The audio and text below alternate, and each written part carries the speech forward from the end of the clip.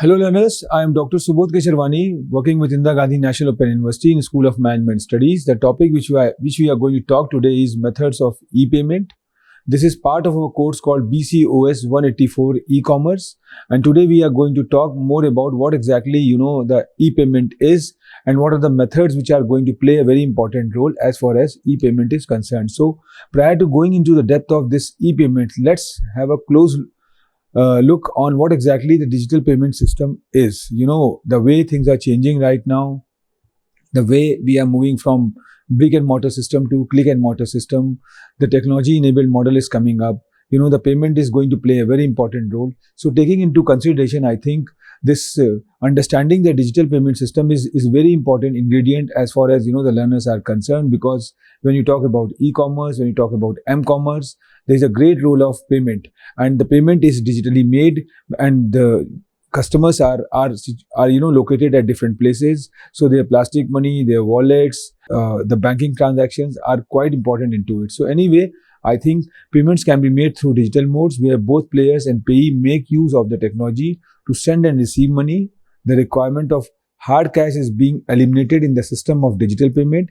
It is also known by the name of electronic payment, as all the transactions are completed online, making it an instant and convenient way to make payments. So what e-transaction is, an electronic transaction is the sale or purchase of goods or services, whether between businesses, households, individuals, governments, and other public or private organization, conducted over computer mediated network. So I think the pedagogy, the process need to be developed, which can facilitate the users to make the payment and then get the product at their doorstep. So what is e-money account? So e-money, which we usually call electronic money, is typically stored in user's account, which can be accessed using a card or an electronic device such as mobile phone, and can be used to pay for goods and services.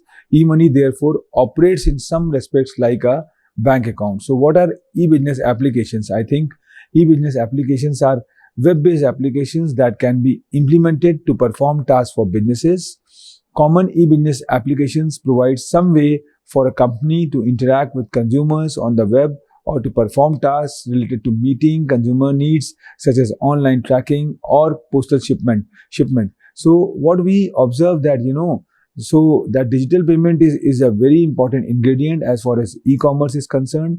And if we talk in simple words, a digital payment occurs when goods or services are purchased through the use of various electronic mediums. There is no use of cash or checks in this type of payment, and the payment is digitally transferred directly from the bank account. So a lot of the pedagogy which is developed, and when we go and more talk about the modes of electronic payment or the methods of electronic payment, we will see how important it is and how much worthwhile it is. So in a cashless economy, all transactions are carried out using different types of payment methods, and this does not involve the physical use of money for the purchase of various goods and services. So what is e-cash and its advantages? That is very important. E-cash or network money, online equivalent of a stored value card. The user can transfer money from a credit card or bank account into e-cash account. It can then be used to make payments for e-commerce transactions. An advantage, it can be operated cheaply as the whole operation of the system is on the web, on the internet. So what are the main concerns of e-payment? I think if we talk in the today's scenario, the main concern is privacy and security, privacy and charge fee, security and charge fee. And we know that this is very important because security is very important ingredient. The information is available on the web and any hackers can hack. We have a dedicated sessions on hacking and hackers, where we can see that how the cyber security, how the cyber threat is very important, and this can be controlled once the proper care and the usages need to be done. So privacy and charge fee are there. Security and charge fees are one of the important concerns, and we will talk about all those concerns in a more elaborative manner as far as the security is concerned, as far as the privacy is concerned. So basic methods, if we are going to talk about, the three most basic methods of payments are cash, credit, and payment in kind, or bartering we are used to say, because when commerce had been started almost a century back, or maybe at the time of Neolithic age or Paleolithic age, we have seen that bartering is very important ingredient, where there were no component called the currency, and the goods was replaced with the help of goods only. So this had given birth to barter system, and we have seen that from there this model had come up. So these three methods are used in basic transactions. For example, one may pay for a candy bar with cash, a credit card, or theoretically even by trading another candy bar. So this is the kind of the pedagogy or methodology which we usually do as far as the payment is concerned. So how many types of payments are there? There are two types of payment methods: exchanging and provisioning. Exchanging involves the use of money comprising banknotes and coins. Provisioning involves the transfer of money from one account to another and involves a third party into it. So what we have to do that this provisioning and exchanging is very important ingredient, and when you talk about the payment of all those things, this is going to play a very important role. So if we talk about the methods of e-payment, which is a today discussion, so emphasize more on an electronic. If we talk about the electronic payment, is a digital transaction we have already talked about between two parties. E-payment types includes ACH, wire and bank transfers, cards, digital wallets, mobile pay, and more. Companies have a variety of ways that can pay their vendor bills these days. So the store value card is there, which we usually call the smart card. Then payment card is there, credit card and debit card. Then you have electronic or digital cash. You have electronic or digital wallet, and smart card is there. So methods of e-payment, if we talk about the types of digital payment which we usually call, is bifurcated in the present scenario into five important ingredients. The first one, which we usually call the UPI, then we have AEPS, then we have USSD, then you have banking cards, and finally the e-wallet, which is a need of an hour. And wallet is a very important ingredient as far as the current scenario is concerned, because we have moved from e-commerce to m-commerce, and there the wallet role is very important because these wallets are quite instant as far as the transfer of money is concerned, and security wise it's very strong. So if you talk about the present scenario, we have huge number of wallets. It could be the Amazon Pay, it could be Google Pay, it could be SDFC wallet, which we usually call PayZapp, and then you have from SBI, and lot of pockets from ICICI. So what exactly we mean to say that this wallet is very important ingredient, and it's quite secure and quite useful as far as the transfer of payment is concerned. So we will gradually talk about all these wallets in a more strategic manner, in a more elaborative manner, with the help of certain examples. So first one, if you talk about the UPI apps, these methods make use of mobile apps to make and receive payments. The funds can be transferred between two accounts by the use of UPI apps. Firstly, one has to register for mobile banking with his or her bank to make use of the UPI apps. The limitation is that only an Android user can take advantage of this facility, as the service can only be run on Android phones. Lack of a good internet connection further adds difficulty to the situation. So, and if you talk about AEPS, the term AEPS stands for Aadhaar Enabled Payment Services. I think there's no way to elaborately talk about the Aadhaar. Aadhaar is an initiative by Government of India which provide a dedicated number, and with the help of that number, the payment is going to be governed. So the payment is made under the system by making use of Aadhaar number.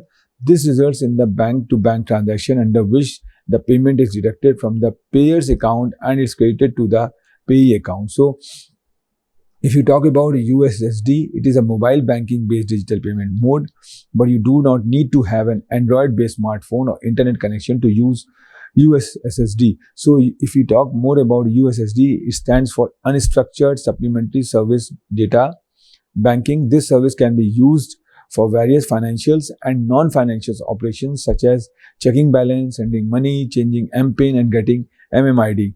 So banking cards, I think this includes credit card and debit cards and other plastic money which are usually presenting in the present scenario. So now prepaid cards and RuPay debit cards are also joining the trend, and although cards are the most convenient methods of digital payment, it charges 0.75 to 0% on transactions. So if you talk about the payment card, I think the first one which is very omnipresent is called the credit card. Credit cards are very commonly used as a tool for electronic payment. It is a thin plastic card that can be used to buy items, meet food or restaurant bill, booking of airline tickets, Any credit card allows the users to pay later for the items one has bought or the services availed. Hence, the name credit card is given. The process of payment is known as charging.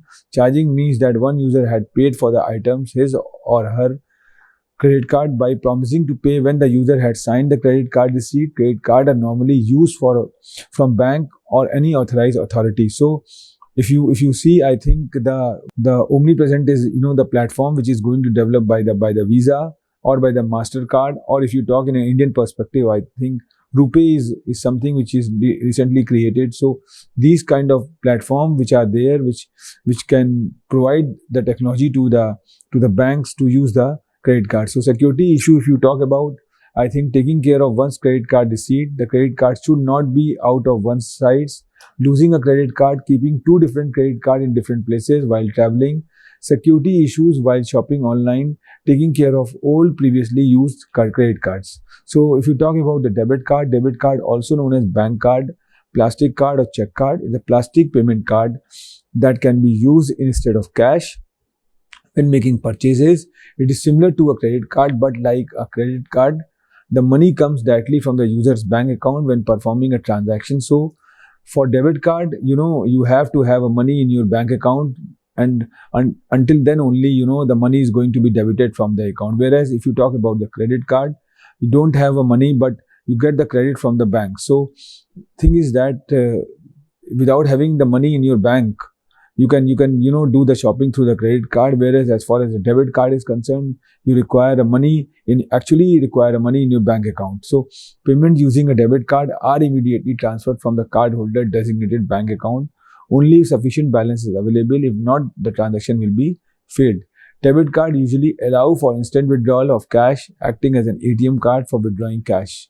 So security issue, if you talk about, as far as the debit card or credit card is concerned, I think the PIN number is very important, which is there. CVV number is again quite important because CVV number is the last three digit, which could be available at the back of the debit card or credit card.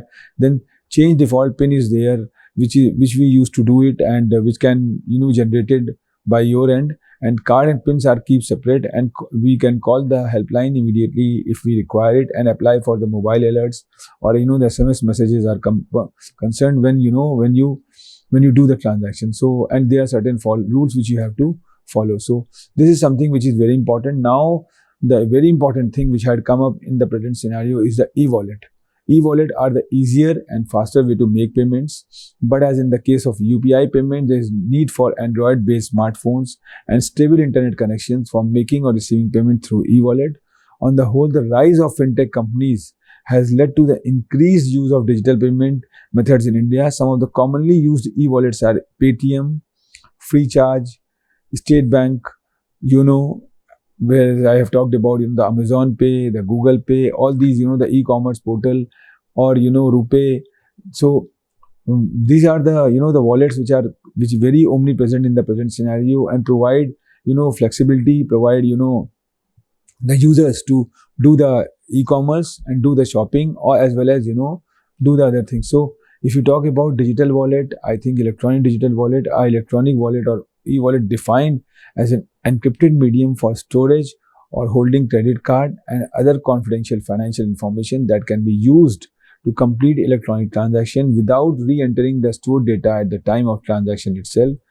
Access to e-wallet requires password or keys, and there are a lot of the wallets which are there, and these wallets are quite useful in the present scenario. So if you see how the pedagogy is going to be done, we see that the credit card or the debit card is saved on the wallets, and from that wallet by putting the CVV number or the OTP, we can do the transaction. So this is one of the way by which the digital wallet used to govern.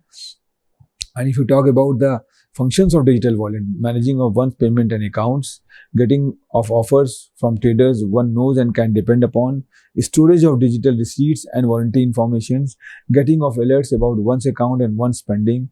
And if you talk about the security issues associated with digital wallets, I think providing protections through password as well as providing physical protection to the devices which are to be used to access the payment options such as PC, mobile phones, laptops, tablets. Only the owner can access sensitive information such as including username, password, PIN, and answer to security options. So if you talk about the advantage of using digital wallets, it's good in numbers because it's going to save the time. And many times when you go for online shopping, for mobile recharge, you even would not have time to enter your credit card details. So wallet is very prompt, very fast, which can do the transaction in a very faster mode because all the details or the testimonials related to credit card or debit card is on the wallet, and these wallets can transfer the money in a very faster mode. So security, tracking the expenditure, attracted discounts. If you are using digital wallet of any online wallet provider, you may find some discounts. So there are certain disadvantages. That is very true. Like international restrictions are there. Every country has different services, and so the different digital wallets are there. So limited merchants are there. Dependence on the devices and danger of losing your money. That is very important thing because wallet. So the good part is that you can with the help of applications, with the help of certain app, you can put the capping on the transaction. So that is some way by which the wallets can be the fraud related to wallets can be regulated. So if you talk about the digital cash refers to a format of electronic data that is similar in functions like that of traditional paper cash. Digital cash can be stored, transferred, paid, and verified electronically through the use of a different digital device such as computers, mobile phone, etc.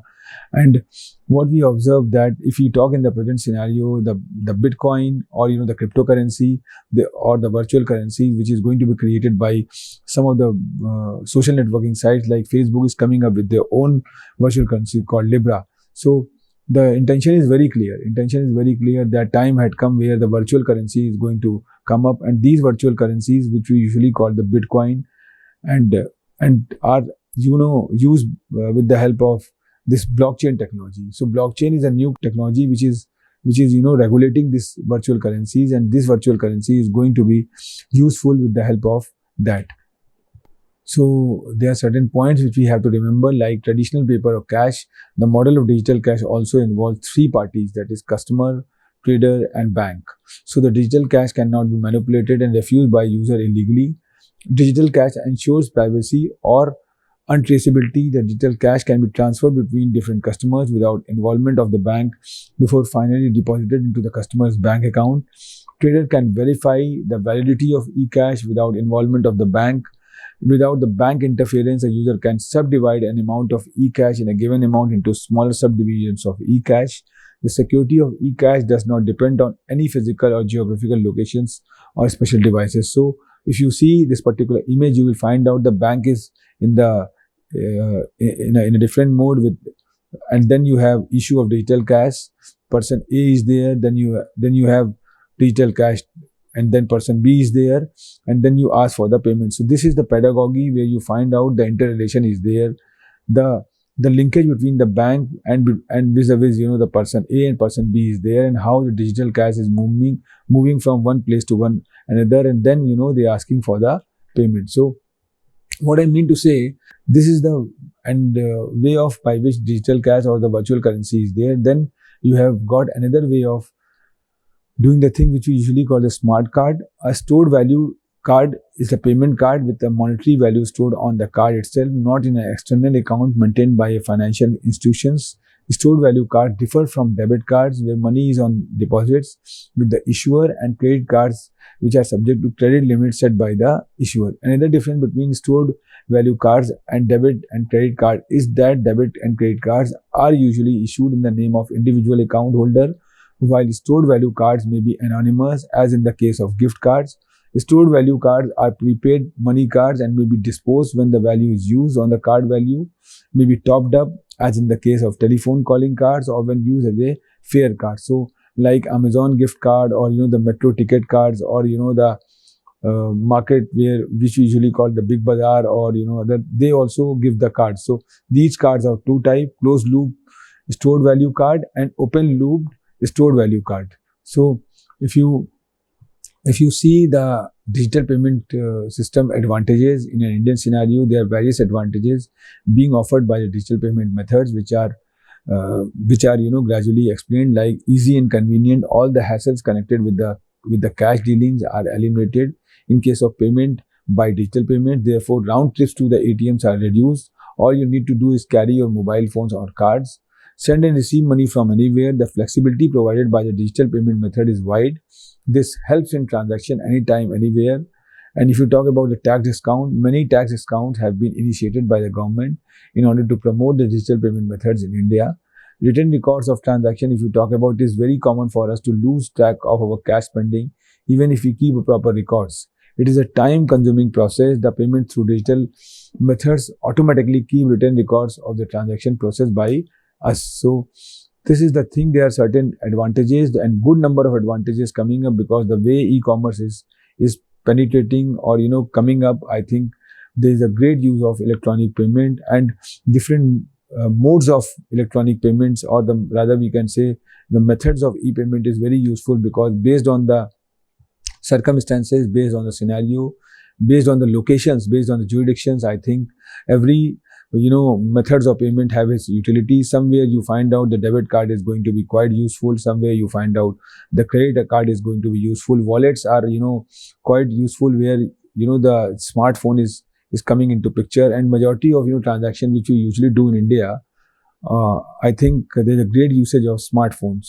So when you talk about the smartphones, the wallet use is very important, and that is where the things are going to be changed. And in the coming years, you will find out this wallets and other things are going to be play a very important role. So I think there are certain limitations also. It's not user friendly for non-technical person. The individuals who are not technically sound or who have limited access to a technology, such as farmers, workers, do not feel it's convenient to make use of digital payment methods. So these are certain stumbling blocks.